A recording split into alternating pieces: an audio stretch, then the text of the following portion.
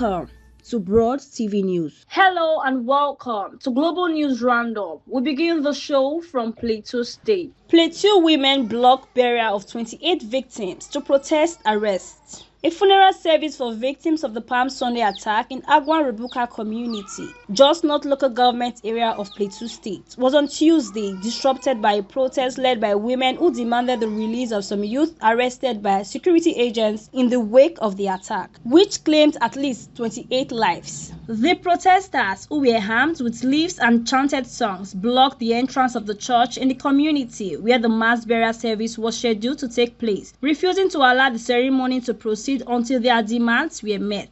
The attackers stormed the densely populated community around 8 p.m. and opened fire indiscriminately on residents. President Bola Tinubu, who visited Plateau State last week following the attack, commiserated with the victims' family and directed security agencies to arrest the perpetrators. He also ordered the installation of over 5,000 artificial intelligence-enabled CCTV cameras across the state to enhance 24-hour surveillance and combat insecurity. Governor Caleb Mutfwang, who had earlier visited the scene, vowed that justice would be served and that perpetrators would not go unpunished. He described the attack as a heinous and well-orchestrated act aimed at destabilizing the state. In a statewide broadcast and during stakeholders' engagement, Mutfwang assured residents that his administration are taking swift and decisive actions, including convening a Security Council meeting to address lapses and strengthening security measures across vulnerable areas. He demanded the people of Hangwan, Rebuka and Plateau State for exercising restraint and refusing to retaliate despite the provocation. The governor further declared that Plateau State would not bow to the blackmail of terror. Mutfwang also appealed to traditional rulers, religious leaders and community stakeholders to collaborate with security agencies and the government in the fight against insecurity, reaffirming his commitment to restoring lasting peace and unity in the state.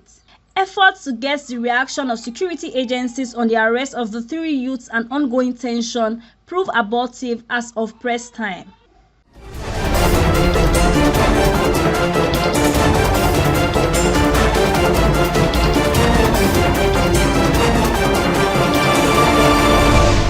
Residents of the Ariko community in Kwachi local government area of Kaduna State have blamed a recent wave of Easter attacks on alleged deals between bandits and some neighboring community, insisting that their refusal to negotiate with terrorists has made them a target. The community, which was among those affected during the Easter attack in parts of the state, said it had maintained a strict stance against any form of engagement with bandits despite mounting pressure. The village head of Ariko, Joshua Doka, who spoke in an exclusive interview with Punch Online on Tuesday, said individuals from nearby communities who had allegedly aligned with the criminals had repeatedly approached Ariko leaders to encourage negotiations. According to him, the community leadership rejected such overtures on moral and religious grounds. He disclosed that the decision not to negotiate had come at a cost, alleging that bandits now target Ariko because it is seen as a resistance to their demand.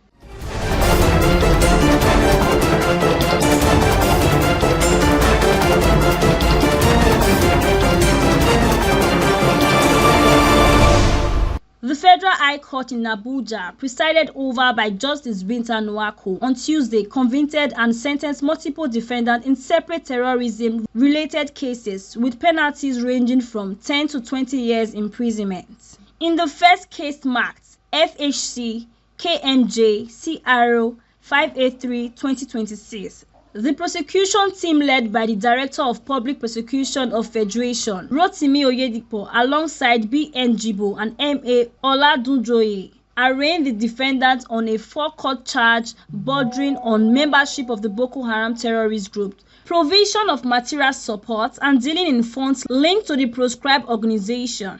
The defense team, led by Aliyu Bagundu Abubakar, did not oppose the arraignment, and the defendant pleaded guilty to all counts.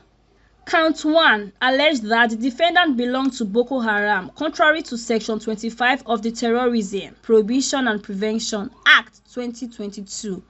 Count 2 accused him of providing food and other items to the group, while Count 3 involved receiving and handling funds amounting to 20,000 naira. Following his plea, the prosecution tendered the defendant extrajudicial statement and investigation reports, which were admitted in evidence as exhibits. Justice Nwako subsequently convicted the defendant and sentenced him 10 years imprisonment on each count, to run concurrently. In a related matter, FHC KMJ CRO 570/2026, the court sentenced one Isa Ali to 10 years imprisonment after he pleaded guilty to providing support to Boko Haram. Ali was arraigned on a 2-count charge, including professing membership of the terrorist groups and rendering support through the provision of clothes and logistics. He, however, pleaded not guilty to the first count and guilty to the second consequently. The prosecution applied to strike out the first count, which the court granted. The court admitted his statement and investigation report in evidence and convicted him on the second count.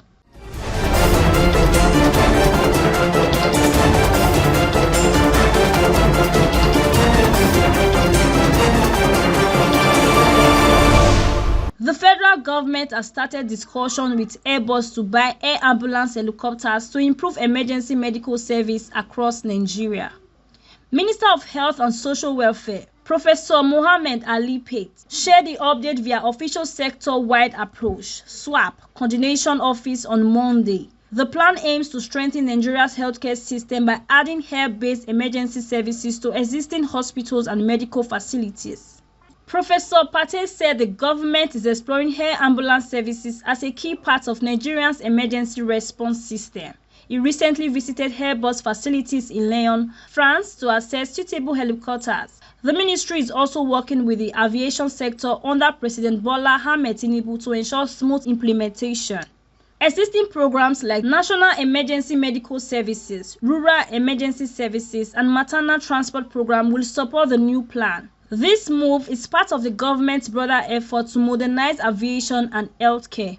In 2024, the Minister of Aviation, Festus Kayemo, visited Airbus in France to facilitate aircraft leasing for Nigeria Airlines. The presidency also acquired a new Airbus A330 to replace an old Boeing B737-700.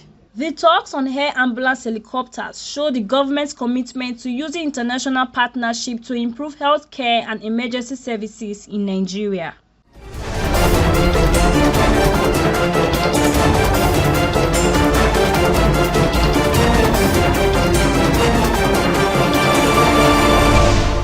Former Labour Party presidential candidate Peter Obi has raised concern over repeated federal government approval of trillions of naira to settle debts in the power sector, questioning their impact and transparency. In a post via his official X handle on Tuesday, Obi said the recent approval of 3.3 trillion as a full and final payment for power sector liabilities raises serious questioning, noting that similar approval had been made in the past without clear results. He pointed out that on May 17, 2024, 3.3 trillion was approved for the same purpose, while on July 25, 2024, another 4 trillion bond was approved to settle similar debts. Obi expressed concern over the state of electricity supply despite these interventions, recalling campaign promises made by President Bola Tinubu. He criticized what he described as a pattern of policy announcements without measurable outcomes.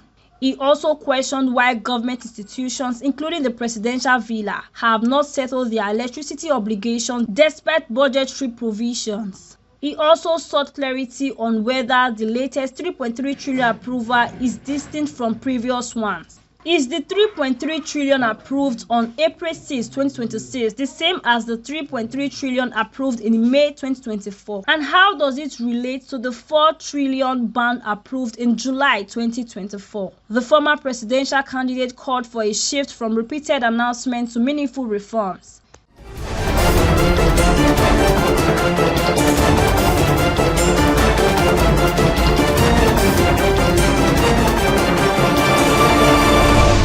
Oil prices jumped Tuesday and stock fell after US-Israel strikes on the key Iranian oil export terminal of Guam Island.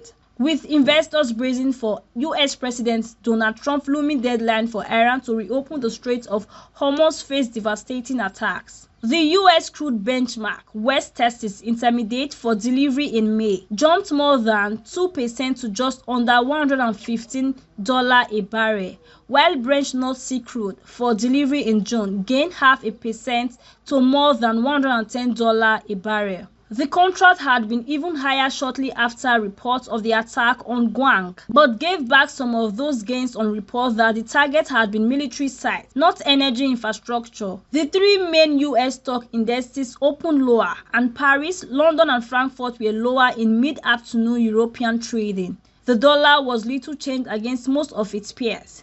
Trump has warned Tehran that unless it allows free passage through the straits by midnight GMT, the United States will unleash what he called the complete demolition of Iran's critical infrastructure.